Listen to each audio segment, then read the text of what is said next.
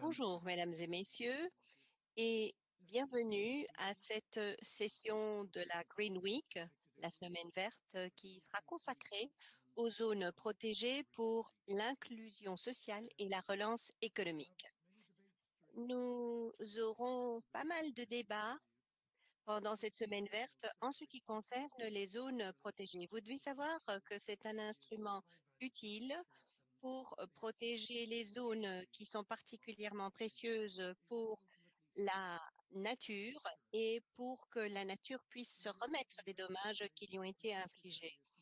Il faut également reconnaître que ces zones et la nature, en fait, proposent beaucoup de choses qui sont utiles à l'économie et au bien-être humain. Et il y a 200, 300 milliards d'euros chaque année qui sont dépensés, ce qui génère pas mal d'avantages dans le domaine du tourisme et du loisir, ce qui est avantageux pour la communauté avoisinante. Et puis, n'oublions pas que ces zones protégées sont un outil pour l'inclusion sociale, pour la bonne santé des communautés qui vivent tout autour de ces communautés. Et parfois, les médecins vous disent, vous savez, au lieu de vous donner un petit médicament, je vais vous prescrire une balade dans la nature.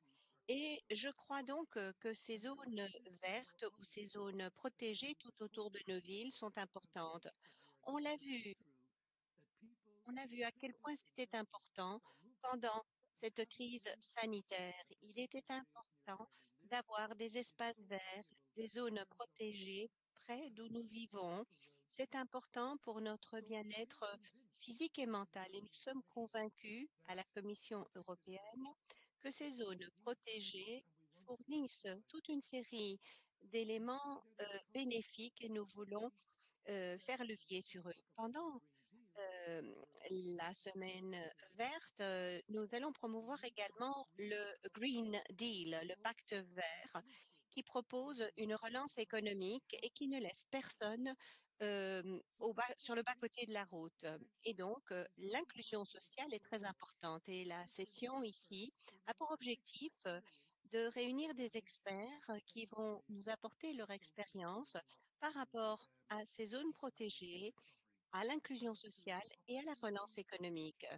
Nous allons aborder les opportunités, mais également les défis que cela comporte et qu'il faudra prendre en compte pour les politiques à venir. Je m'appelle Michael O'Brien et je suis le sous-directeur de l'unité protection de la nature et nous sommes particulièrement attentifs à la gestion de la nature à la Commission. Tout autour de moi, il y a 4 experts qui nous apporteront leur expertise sur ce sujet. Nous aurons la possibilité de donner aux participants euh, la possibilité de poser des questions. Vous allez voir que vous avez un espace réservé aux questions dans l'espace-temps qui nous est réservé. Attention, ce n'est pas la même chose qu'utiliser la chat room, la salle de conversation. Vous devez passer par la fonction questions pour pouvoir poser vos questions. Alors, il y a plusieurs possibilités pour écouter la traduction simultanée.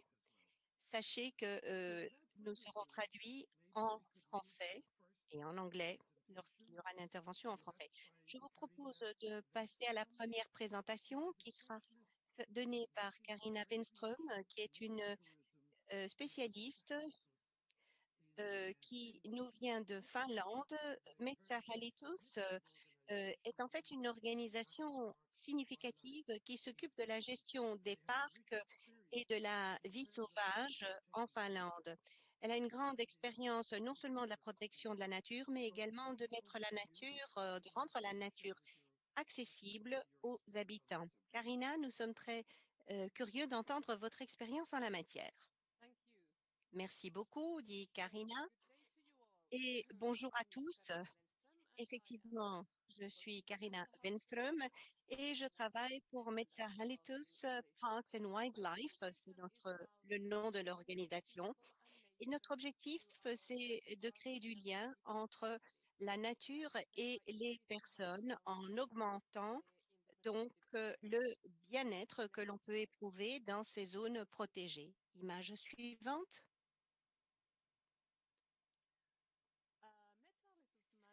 Alors, Metsähallitus gère toutes ces zones qui sont réservées à la conservation de la nature et aux promenades, au hiking. Nous avons 40 parcs nationaux, 19 réserves strictement protégées, ainsi que des zones de promenade, hiking. Et puis alors, il y a 12 zones sauvages en Laponie, ainsi que 3000 zones protégées et sites culturels. Mais vous devez savoir que la conservation de la nature est également très importante pour les loisirs et le tourisme. Et nous avons 5000 kilomètres de passages pour les piétons et 1400 sites pour faire des camps. Image suivante. Nous voyons ici à l'image les visites des parcs nationaux qui, chez nous, ont beaucoup augmenté au cours des 20 dernières années. Le réseau des parcs a également augmenté, mais ces visites que vous voyez en ligne orange ont été particulièrement marquées. 3,2 millions de visites rien que l'an dernier. C'est énorme si vous savez que nous avons une population qui s'élève à peine à 5 millions d'habitants en Finlande. Image suivante. Et puis, avec la pandémie, nous avons vu que euh, le, aujourd'hui, les gens sont à la recherche de euh, la nature pendant cette période très curieuse. En Finlande, par exemple, il y a eu une augmentation de 20% des visites des parcs entre janvier et juillet de cette année-ci, comparé à l'année dernière. L'augmentation, c'était surtout dans le sud du pays, alors qu'il y a eu une petite baisse dans la zone de la Laponie. Image suivante, s'il vous plaît. Alors, notre tâche aujourd'hui, c'est de gérer ces tâches dans l'intérêt de la nature et des personnes. Donc, nous avons créé des programmes euh, qui s'appellent par exemple Healthy Parks, Healthy People. Et donc, aujourd'hui, ce programme s'étend en fait à toute l'Europe, pas seulement à notre pays. L'idée ici est d'encourager les personnes à faire de l'exercice en plein air le plus longtemps possible. Vous voyez que ces images nous suggèrent le fait de se promener dans la nature, en fait, nous apporte pas mal de bénéfices. Pas seulement le fait de faire de l'exercice, mais également d'être plus proche de la nature et donc prendre conscience de la nécessité de conserver cette nature. Image suivante.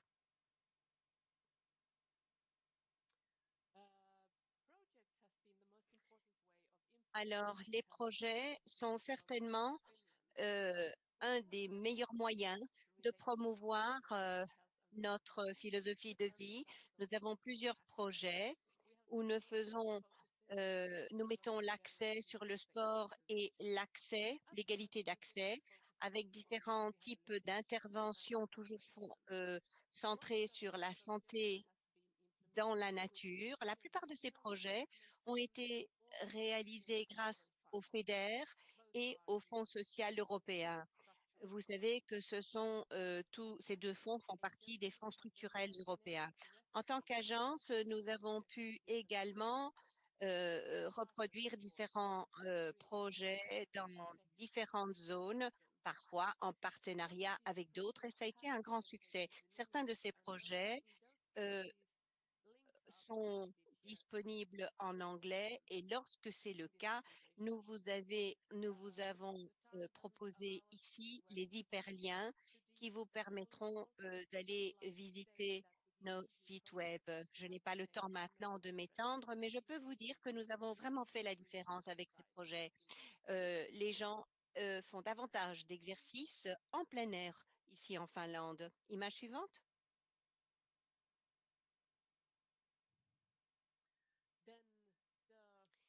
Et puis, vous voyez ici,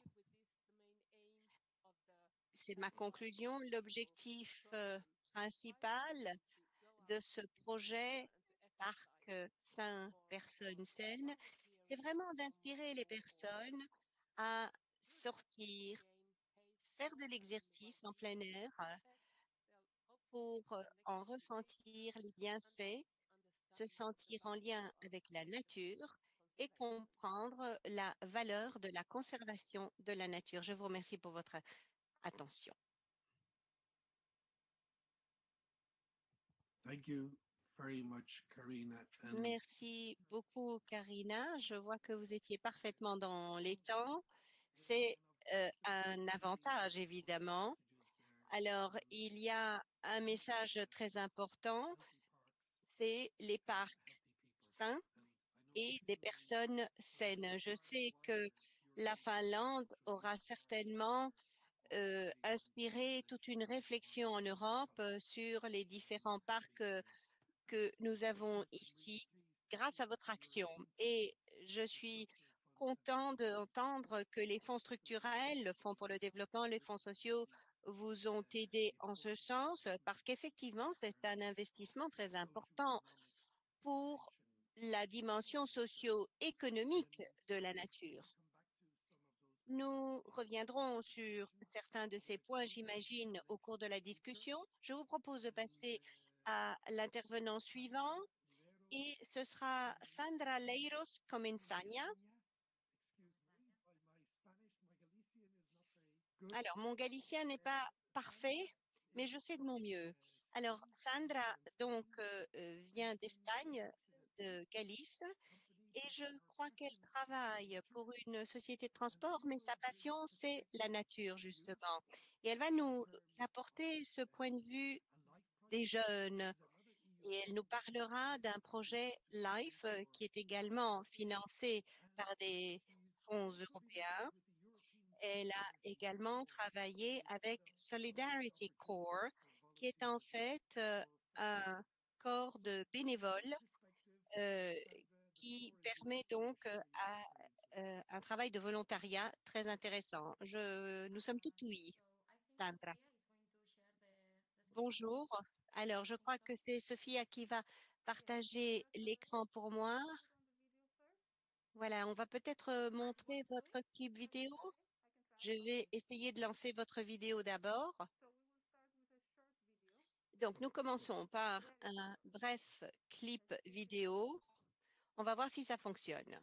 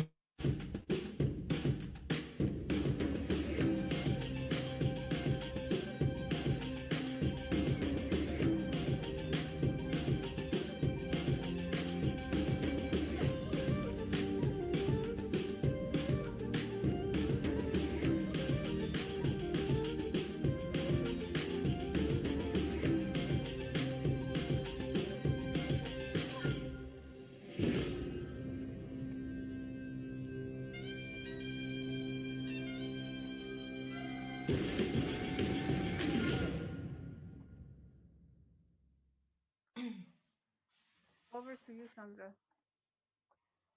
Okay. So are you going to share the PowerPoint now as Yes. well? Voilà, est-ce que vous allez projeter mon PowerPoint? Absolument. And please try to speak loud because Essayez de parler suffisamment fort parce que nous avons plusieurs participants qui nous disent qu'ils ont du mal à vous entendre. Oui, nous vous entendons bien. Parfait. So yeah, while she's looking for the thing, I'm Sandra from Spain. Voilà, je suis Sandra, je viens d'Espagne et je vais vous parler de notre projet LIFE. Comme Michael vous l'a dit, c'est un projet auquel j'ai participé et qui porte le nom de Evergreen with Volunteers. Donc toujours vert avec les bénévoles. Voilà notre site web. Nous avons vu une augmentation phénoménale des températures et nous savons que le résultat, c'est que ça a des conséquences sur la nature et le gouvernement seul ne peut pas agir. Il nous faut donc trouver des aides auprès de l'Union européenne grâce à des programmes spécifiques qui informent les citoyens des conséquences du réchauffement climatique. C'est une initiative qui crée des possibilités pour les jeunes de se porter bénévoles. Ce programme est un instrument d'environnement et d'action par rapport au réchauffement climatique.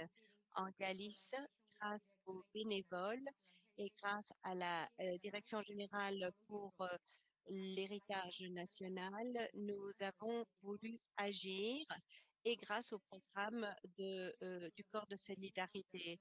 Il s'agit de réduire l'impact que l'action humaine peut avoir sur l'héritage naturel, donner un sens à ces ressources pour qu'elles soient pérennes, promouvoir une éducation, une sensibilisation des citoyens à l'environnement. Et nous avons des actions de sensibilisation sur l'habitat naturel dans le cadre du réseau Natura 2000 et ceci en particulier dans notre région de Galice.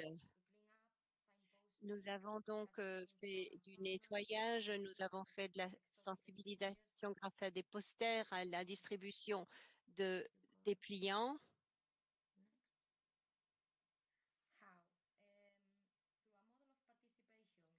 Et grâce à ce modèle de participation où les jeunes de Galice viennent dans ces zones pour intervenir dans le sens de la conservation. Ces jeunes doivent s'inscrire auprès du corps Solidarité. Ensuite, ils contactent l'organisation et grâce à la plateforme, on est invité à participer aux activités qui sont reprises et son nom sera repris dans la liste des bénévoles. Chacun peut s'inscrire pour les activités qui l'intéressent. À la tête de chaque groupe, il y a un mentor qui va nous accompagner. Ces activités se déroulent du lundi au vendredi. Le vendredi, il y a une formation avant chaque activité euh, qui porte sur la préservation et la conservation des ressources. Les tâches que nous accomplissons sont les suivantes. Est-ce qu'on peut avancer, Sophia? Voilà.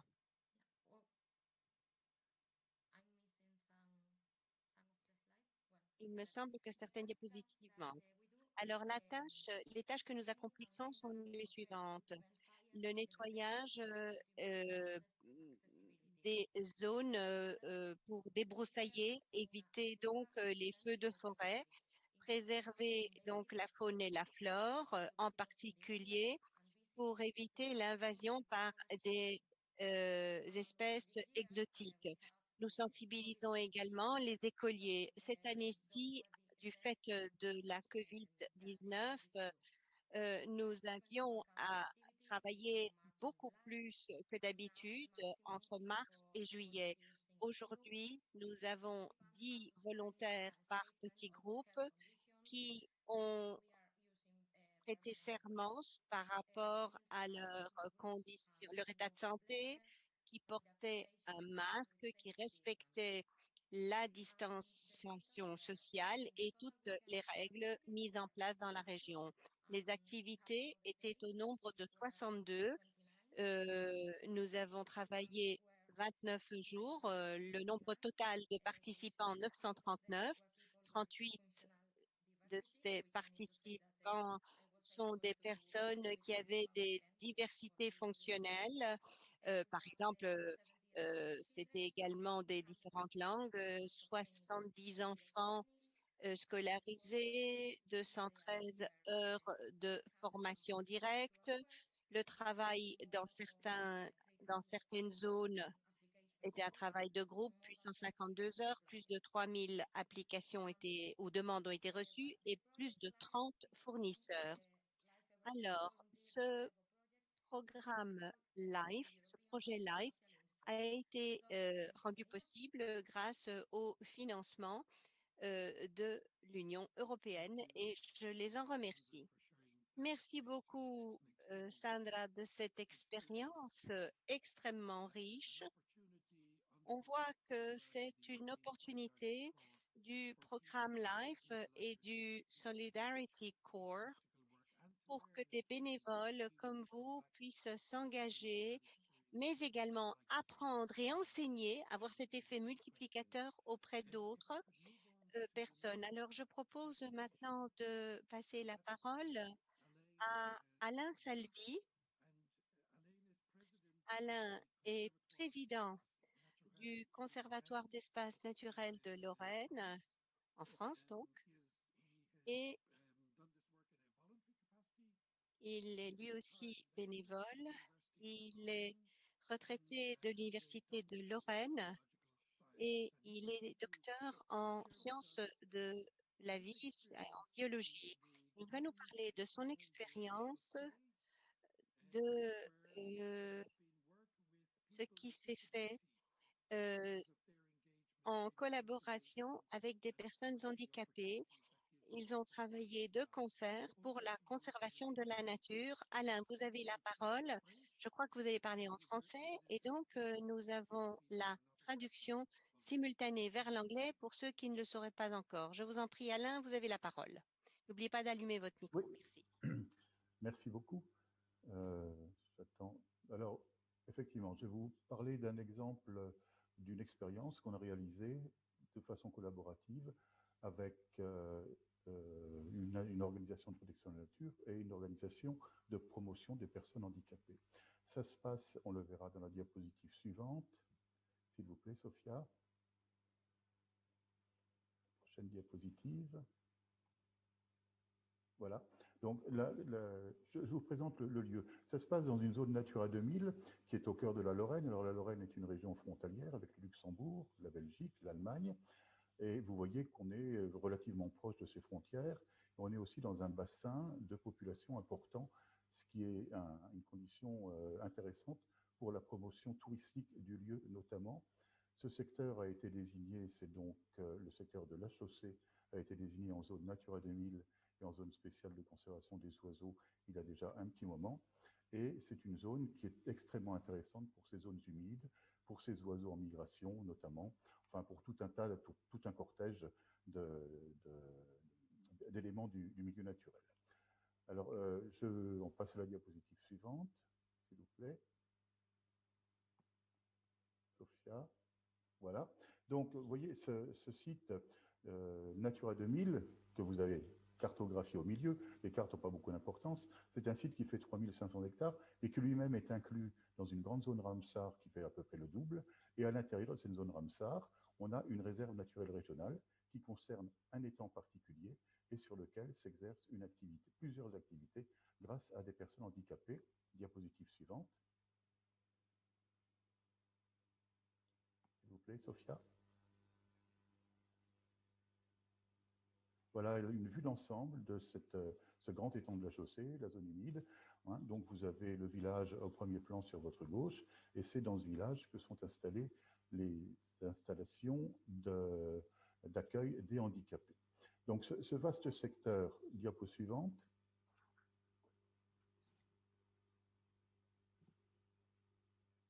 Ce vaste secteur a été donné en 1978 par une personne extrêmement riche sans doute, à une association française pour la protection, pour l'accueil et la protection des personnes handicapées, qui s'appelle l'APF, l'Association des paralysés de France, France Handicap. Et donc, ça s'est passé, vous voyez, il y a plus de 40 ans. Et quelques années plus tard, l'APF, l'Association des paralysés de France, a souhaité monter un centre d'aide par le travail pour accueillir des personnes handicapées. Ce centre d'aide par le travail fonctionne notamment sur la production de poissons, sur l'accueil dans des restaurants, sur l'organisation de fêtes, sur l'organisation de visites également, et sur le commerce d'un certain nombre de produits qui sont issus de la pêche, de l'élevage également, de poulets, de lapins, etc. Donc c'est un système qui a fonctionné pendant un certain temps. Cependant, c'est un système qui est très peu maîtrisé par l'Association des paralysés de France, qui ont l'habitude de travailler dans d'autres contextes. Et bien évidemment, il a fallu qu'ils apprennent de nouveaux métiers, et ces nouveaux métiers, dans des nouveaux lieux, se sont avérés extrêmement coûteux. C'est la diapositive suivante qu'on va voir, s'il vous plaît.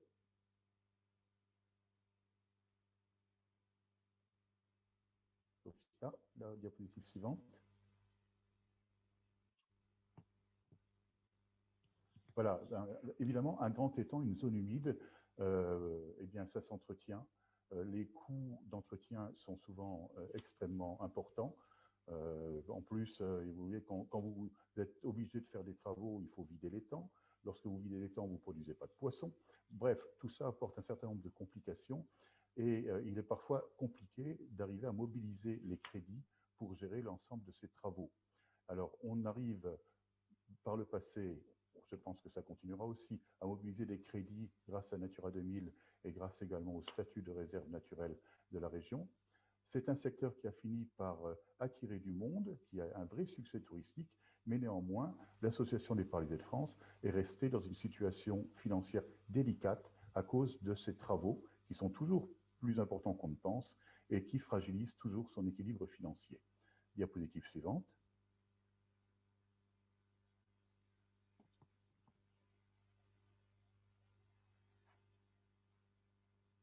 Sophia, voilà.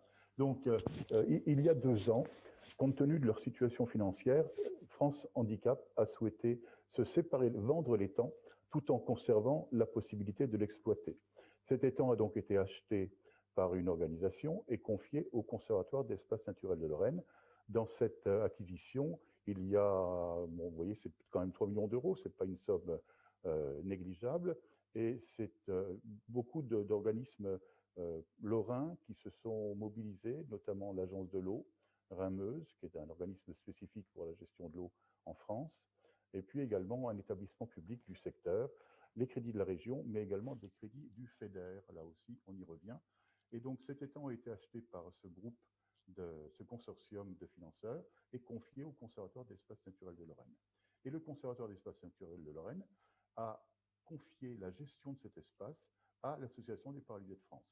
Pour résumer, l'Association des paralysés de France poursuit ses activités, mais néanmoins n'a plus la charge financière de la gestion du milieu, de la réparation des ouvrages, etc. etc. Et pour elle, c'est une vraie bouffée d'oxygène. Diapositive suivante.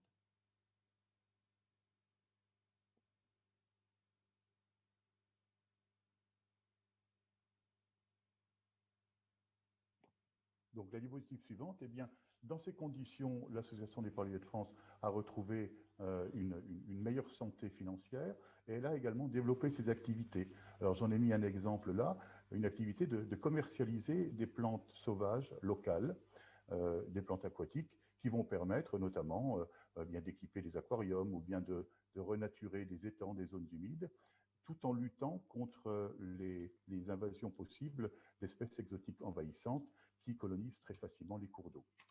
Voilà, et donc, diapositive suivante.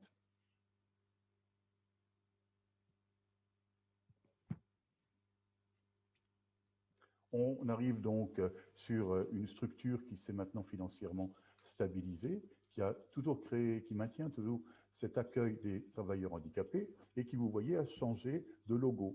Alors bien sûr, un logo, c'est uniquement une image, mais on voit bien que sur ce logo, l'Association des paralysés de France a souhaité mettre l'ensemble de ses activités, la restauration, vous retrouvez une fourchette et une cuillère, la production de poissons, la production de plantes aquatiques, hein, tout ça est symbolisé là-dessus.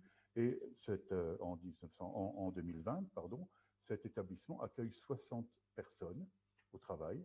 Parmi ces 60 personnes, 40 sont des personnes qui ont des handicaps de différents niveaux, hein, et tout ça dans un petit village qui ne compte que 271 habitants. Et le domaine est en train de réaliser sa conversion en production biologique pour les années à venir. Diapositive suivante.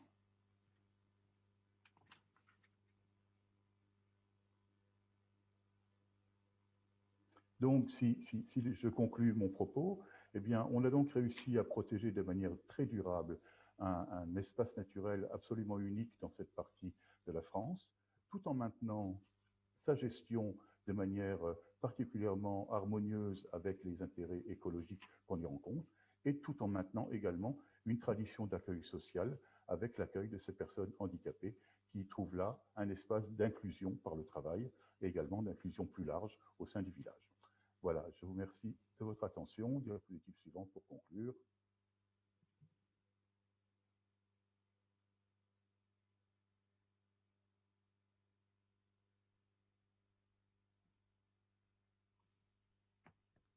Voilà, bon.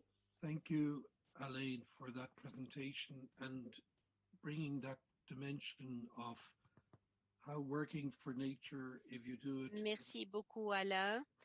C'est clair que lorsqu'on travaille de manière intelligente, on peut également inclure des personnes comme celle porteuse d'handicap, et c'est une situation gagnant-gagnant comme celle à laquelle vous êtes parvenu. C'est une expérience extrêmement riche. C'est vrai que ça a été un peu le parcours du combattant à un moment donné, et ça ne s'est pas fait du jour au lendemain. Vous avez dû travailler avec ces personnes, être à l'écoute, et nous allons certainement revenir sur ce point tout à l'heure. Alors, la dernière intervention nous viendra de Silvia Argentiero, et Silvia est responsable de la communication et des médias sociaux au Parco Nord de Milan, en Italie. Et donc, elle est responsable de la communication et de la communication dans le domaine de l'environnement.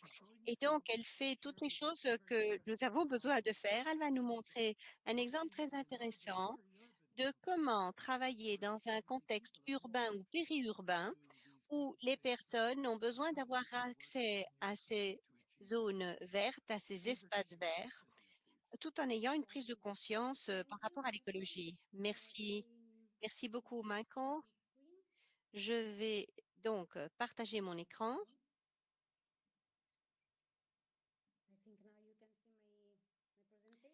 Et je crois que vous apercevez maintenant mes diapositives. Alors, bonjour. C'est vrai que je travaille dans la communication à Parco Nord de Milano et je m'occupe donc de la diffusion des initiatives prises par le parc, et c'est un plaisir pour moi d'être avec vous aujourd'hui et de vous parler de ce projet très important d'inclusion sociale qui a été mené au Parc Nord Milan. Quelques mots à propos de ce Parc Nord. Alors, vous voyez ici une vue aérienne du parc. Vous voyez qu'en fait, c'est un parc métropolitain énorme. C'est une zone périurbaine de la ville de Milan. En fait, ça a été créé il y a 40 ans sur une ancienne zone industrielle abandonnée et complètement en friche. Nous avons aujourd'hui 800 hectares de zones protégées, dont 150 sont aujourd'hui, dont 450 aujourd'hui sont des zones vertes équipées, comme nous les appelons. Et donc, il y a pas mal de biodiversité dans le parc, et vous voyez ici, nous avons des terrains agricoles, nous avons des lacs, nous avons beaucoup d'oiseaux et de mammifères, de reptiles, etc. Donc, nous avons un projet de naturalisation et de retour à la nature, pratiquement. L'un de ces projets, c'est celui qu'on appelle les jardins communautaires de Niguarda. Alors, ce projet a été réalisé grâce à un agronome, Fabio Campana, et grâce à l'aide d'une ASBL qui s'appelle Orto Comune Niguarda. Tout ceci a démarré il y a 6 ans sur un terrain de 5000 mètres carrés. Aujourd'hui, nous avons 150 membres par an qui travaillent dans ces jardins communautaires. Alors, ces 150 membres sont des habitants et des bénévoles. Les principes qui nous guident, c'est d'abord de promouvoir la cohésion sociale grâce à l'agriculture qui nous sert, si vous voulez, d'instrument pour une population assez hétérogène d'ailleurs. Et deuxième objectif, c'est de promouvoir euh, un style de vie durable grâce à de l'agriculture biologique et de l'autoproduction. Vous voyez ici comment nous avons réparti le jardin. Vous voyez que nous avons une zone de plantes aromatiques où les personnes viennent pour cultiver ces plantes aromatiques, d'abord pour apprendre à les reconnaître et les utiliser en cuisine. Il y a des cours de cuisine d'ailleurs. Et de l'autre côté, vous voyez une autre image avec le jardin thérapeutique. En fait, c'est la thérapie par le jardinage. Nous avons élevé les bacs de manière à ce que les personnes en chaise roulante puissent y avoir accès. Alors, nous avons également de l'apiculture, nous avons utilisé également des graines anciennes. En fait, les agriculteurs ont vraiment été ceux qui nous ont guidés dans cette démarche. Il y a l'aspect esthétique, bien entendu, mais quand les gens pénètrent dans le jardin, ils doivent ressentir une certaine sérénité et avoir le sentiment d'être dans un bel endroit. Alors, qu'est-ce qui s'est passé pendant le confinement? En fait, ce jardin communautaire Niguarda n'a pas fermé ses portes. D'abord parce que il fallait s'occuper de la ruche, recueillir le miel. Nous devions également recueillir les fruits du jardin, tous ces légumes. Et il y avait pas mal de bénévoles qui sont venus. Il fallait évidemment respecter les règles pendant le confinement. Nous avons distribué les produits aux personnes dans le besoin et les plus pauvres. Vous savez que pendant la période de confinement, il y avait beaucoup de restrictions. Tout le monde n'avait pas la possibilité d'aller faire les courses.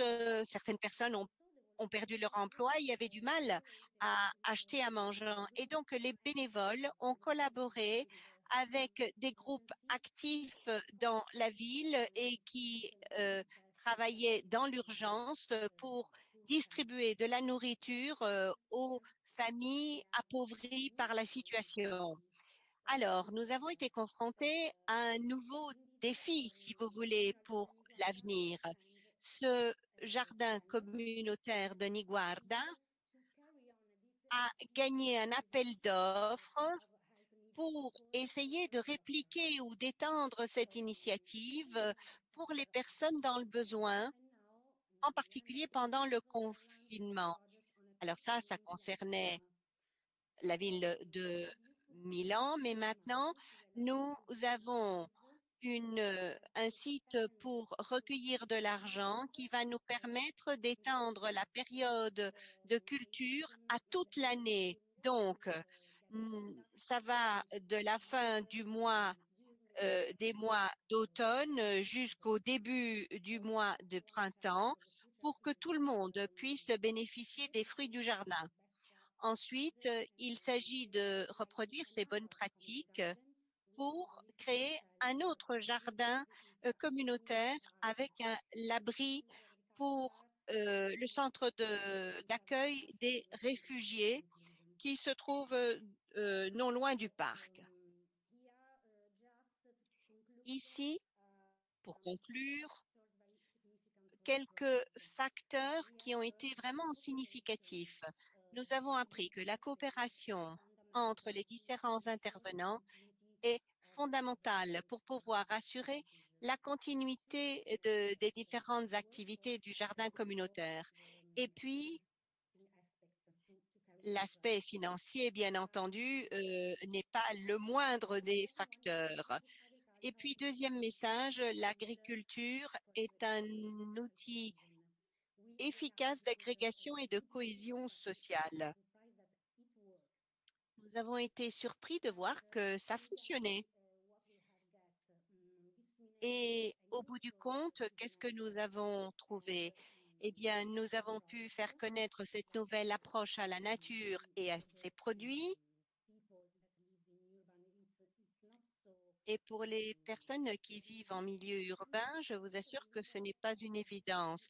Et puis, nous avons pu attirer l'intérêt sur la qualité des aliments produits. Vous savez, les personnes dans le besoin, en général, sont moins attentives à la qualité de la nourriture parce que ce qui compte pour elles, c'est surtout ne pas dépenser trop d'argent. Et donc, la qualité vient loin derrière. Mais grâce à cette agriculture biologique près de la ville, eh bien, ils ont acquis de nouvelles compétences. Voilà, ça c'est prometteur pour l'avenir. Je vous remercie. Je vous remercie, Sylvia. C'était très intéressant, cette expérience. Et puis, vous avez quand même fait passer plusieurs messages. Vous avez dégagé plusieurs enseignements que nous retiendrons pour le débat. Et pas seulement par rapport à la communauté locale, parce que vous avez parlé également des réfugiés, le centre d'accueil. Donc, c'est une façon de faire parvenir les personnes, de faire intervenir les personnes d'une communauté et d'un espace donné. Et donc, plus ces personnes se croisent, se côtoient, et mieux elles pourront apprendre à se respecter et à se comprendre.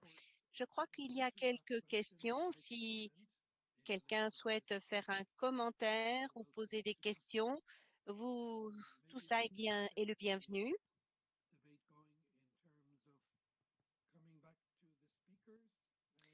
Je reviens vers les différents intervenants et chacun d'entre vous s'est penché sur ce thème à partir d'un point de vue différent. Donc d'abord, une communauté en santé avec des parcs en santé, puis l'intervention des bénévoles, l'intervention ou les avantages également pour les personnes handicapées, et puis le contexte urbain, y compris avec les réfugiés. Alors tout ça semble être piloté par et partir de ces projets.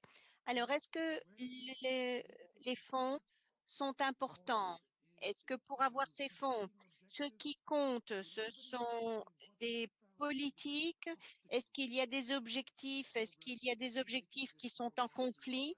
Pouvez-vous nous dire quels ont été les plus gros obstacles pour chacun d'entre vous auxquels vous avez été en but?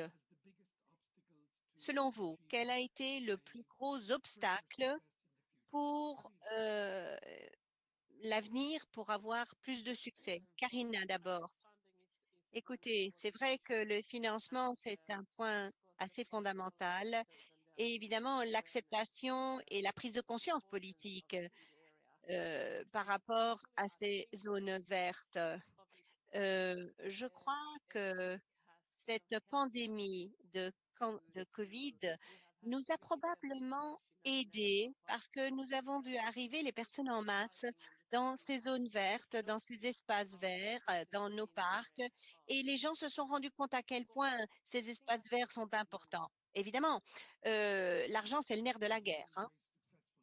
Oui, je crois que vous avez quand même pas mal réussi en utilisant les financements européens, mais également les financements nationaux. Puis, écoutez, on a fait de notre mieux. C'est important parce que nous voulons que ces financements puissent être utilisés pour créer une relance euh, économique et environnementale. Puis-je m'adresser à Sandra? Vous avez parlé de cette merveilleuse expérience, mais vous avez été vous-même volontaires. Vous voyez qu'il y a là des possibilités pour les jeunes de s'impliquer davantage en faveur de la nature. Oh oui, c'est extraordinaire.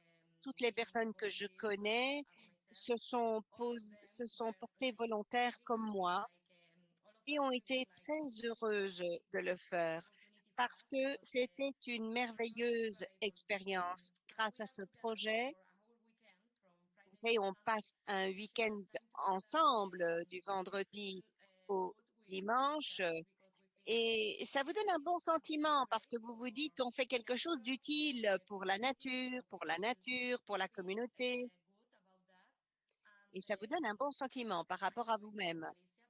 Je ne sais pas si vous connaissez la Galice. Si ce n'est pas le cas, je vous invite à venir voir. C'est une très belle région. Et la plupart des endroits où je suis intervenue, je les connaissais déjà, mais il y en a d'autres qui étaient nouveaux pour moi aussi. Et donc, pour moi aussi, ça a été une découverte de ma propre région. Mais surtout, j'ai rencontré un tas de gens. Et pour moi, comme bénévole, je dois dire que cette expérience a été tout simplement époustouflante. Et pour l'avenir, qu'est-ce que vous aimeriez pour favoriser l'implication des jeunes pour justement protéger la nature? Oh, je dirais le soutien des organisations. Je ne sais pas ce que vous vouliez que je dise. Ben, vous avez eu une très belle expérience, vous nous l'avez dit. Et si nous voulons qu'il y ait une relance économique, parce qu'il y a beaucoup de jeunes qui sont au chômage, comment, comment faire pour impliquer mieux les jeunes dans cette relance écologique et économique? Est-ce qu'il faut faire en sorte que la gestion de ces zones protégées ait cette dimension d'inclusion? Qu'est-ce que vous diriez? Moi, je voudrais qu'il y ait davantage de projets live parce que toutes les personnes que j'ai rencontrées nous disaient que espérons qu'il y ait un autre projet live, pas identique, mais quelque chose d'analogue pour répliquer ces actions. Je ne sais pas ce que l'on peut faire de plus parce que vraiment ce projet a été couronné de succès et je ne sais pas ce que je pourrais ajouter d'autre. Mais écoutez, je suis très heureux que vous ayez pu comprendre la valeur de ce programme LIFE et effectivement, c'est peut-être quelque chose que nous devons faire connaître.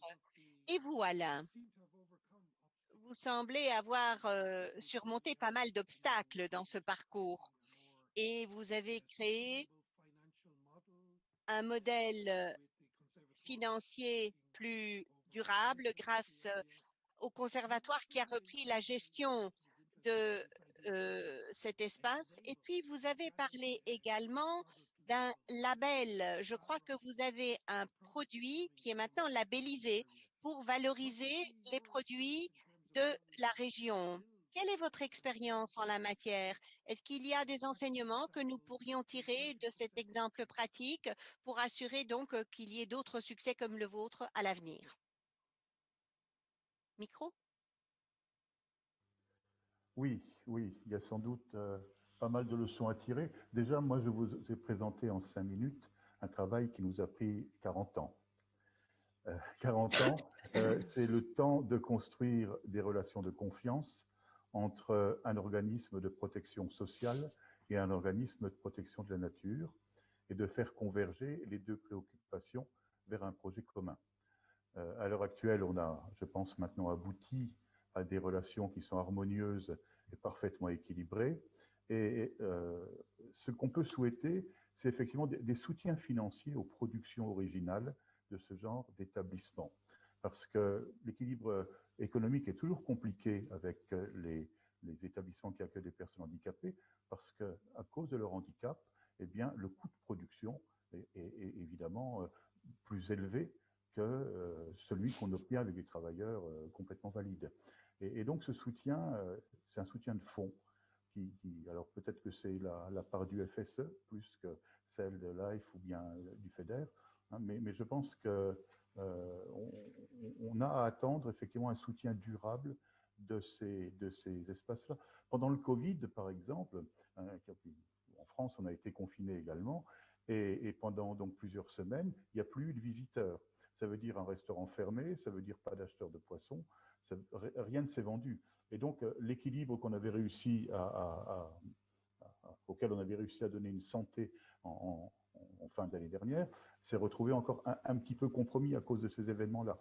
Et donc, à chaque fois, c'est effectivement un besoin de soutien financier qui nous arrive. Et puis, je reviendrai aussi sur ce que disait Sandra, c'est l'intérêt des programmes LIFE, hein, sous réserve qu'ils deviennent un petit peu plus faciles à monter. C'est quand même très complexe à monter, les programmes LIFE. En tout cas, nous, côté français, peut-être qu'on n'est pas assez malin pour le faire, mais ça me semble toujours des opérations assez complexes à monter. Et c'est vrai que quand ça marche, eh bien, ça apporte quand même des leviers extrêmement intéressants. Yes. No, thank you for sharing that. Of course, the LIFE program is a hugely Merci. Effectivement, le programme LIFE est quelque chose de tout à fait précieux pour la nature et pour impliquer les personnes. Mais comme vous le disiez, Alain, ce n'est pas un fonds pour lequel il est facile d'obtenir des aides parce qu'il y a pas mal de concurrence, mais il va s'étendre au cours de la période à venir et donc cette dimension pourra être ramenée, c'est-à-dire investir dans la nature, mais également dans les personnes qui interviennent pour ce faire. Alors, je me tourne maintenant vers Sylvia.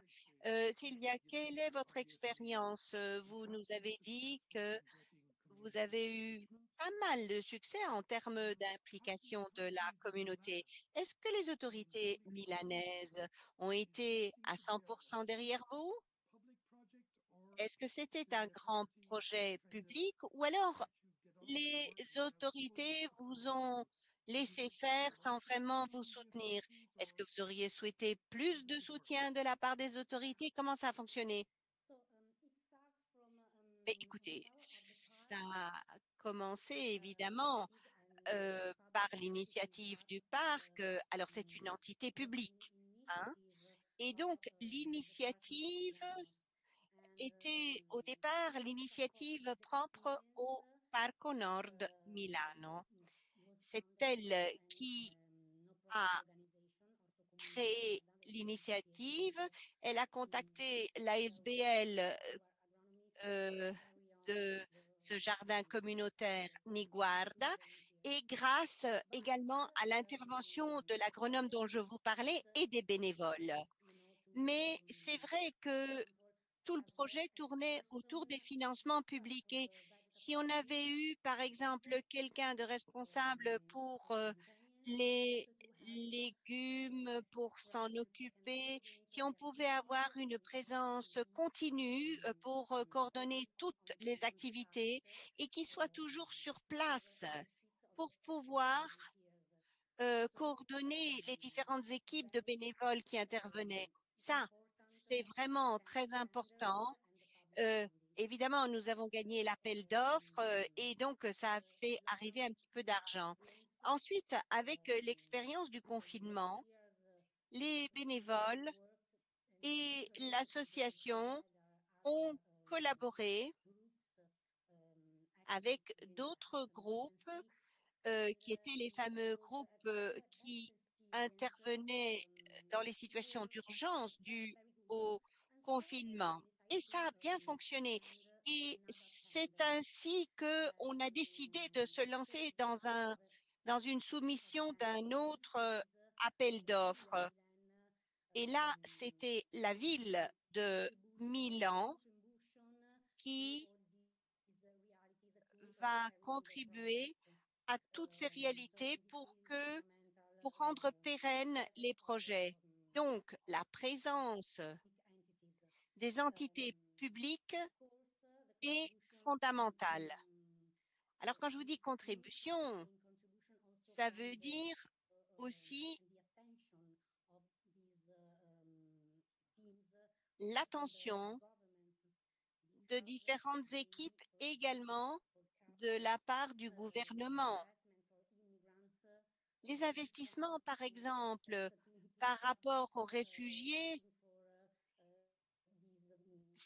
c'était délicat aussi. On ne peut pas forcément se tourner vers les habitants. Vous devez savoir que les quartiers qui se trouvent, qui sont riverains, on est dans une zone suburbaine, donc en périphérie, où il y a pas mal d'immigrants, donc plusieurs cultures, plusieurs générations se côtoient, plusieurs cultures surtout, et donc je pense que le gouvernement Thank doit you. prêter attention à It cet is élément. important that there is the support from public Il est authorities important donc because qu'il a y lot ait of the le initiatives soutien are des bottom-up. autorités They are publiques parce community que ces initiatives initiatives partent du terrain, c'est du bottom-up comme on dit en anglais, donc ça part du terrain et ça remonte et il est important que quelqu'un soit à l'écoute en haut. Alors, ma collègue Sophia Pacchini qui organise cet événement, je me tourne vers toi, Sophia. Est-ce que tu as un commentaire ou est-ce que tu vois des questions du public avant Yes, Miho, de thank you so much. terminer? But I would like Nous to n'avons pas reçu de questions, add a mais comment myself. j'aimerais I moi-même would like just en to give you an formuler un example of what pour vous happened in donner un 2018 exemple de ce qui s'est when passé it en was the 2003 en canicule. Europe, And quand then on a eu la for 4 months, canicule. it was En around l'espace de 4 70,000 mois, people that il y a lost their lives 70 because of 000 the personnes qui extreme avaient heat waves perdu in the city. la vie à And at cause that moment, de cette we canicule qui a already frappé les recognized that villes. raise Et of the là, temperatures, but we la classe recognized also politique the s'est rendu value of compte nature and de la valeur de la the nature difficulties that it offers et to impact. des possibilités que la And nature nous so offre. now we have Depuis like lors, climate adaptation plans for bon, cities, nous avons with maintenant different différentes initiatives in mesures place, pour which are s'adapter maintained. Now au we are in a réchauffement crisis, climatique, and the big question mais mark is est arrivée what la is going crise to be the sanitaire liée au outcome, Covid.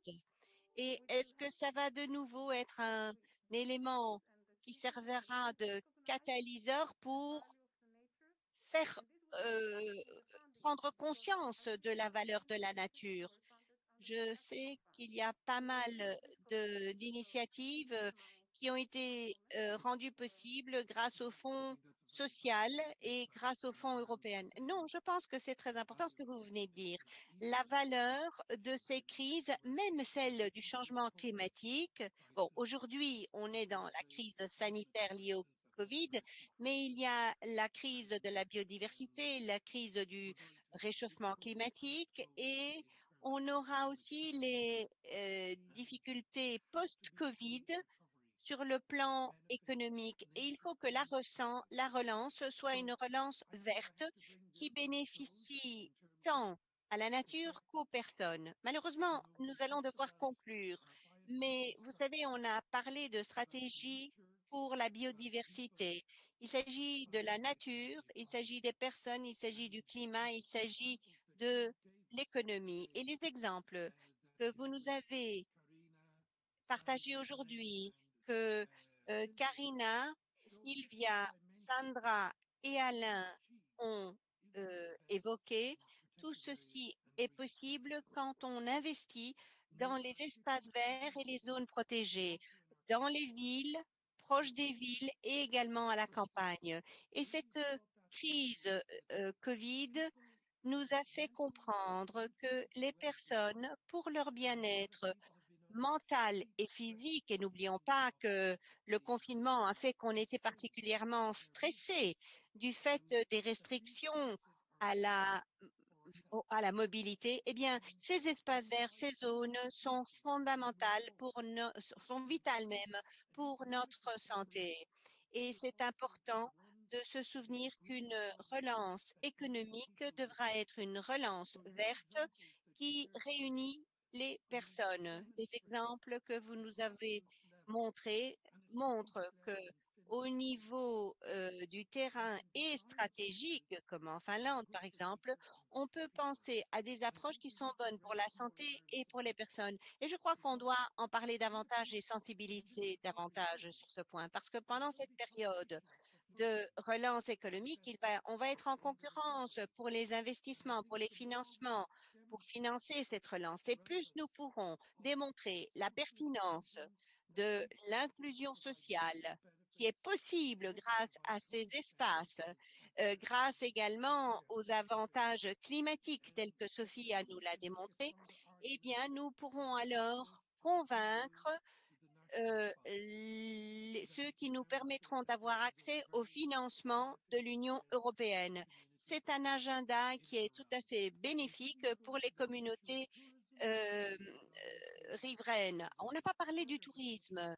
Là, il y a encore une autre dimension parce qu'il est vrai que c'est aussi des retombées politiques et des défis aussi qui en dérivent. Voilà, mesdames et messieurs, je vous remercie. Je remercie chacun des orateurs d'avoir bien voulu partager leur expérience. Ce n'est pas la fin du débat. Je dirais que c'est le début du débat. Je dirais que c'est un débat qui existe avec Europark, avec Eurosite, avec IUCN et d'autres qui s'inquiètent de ces zones protégées et qui veulent qu'on travaille pour la nature et pour les personnes. Je vous remercie chacun d'entre vous d'avoir participé. Je remercie également ma collègue Sofia Pacini qui a organisé cet événement et j'espère que les personnes pourront continuer à participer à cette semaine verte, Green Week, bien entendu. Il y a pas mal de facettes à ces défis de la biodiversité, mais nous voulons être mieux équipés pour pouvoir faire face au cours de la décennie à venir. Merci et bonne chance pour l'avenir. Au revoir. Bye bye. Au revoir à tous. Au revoir.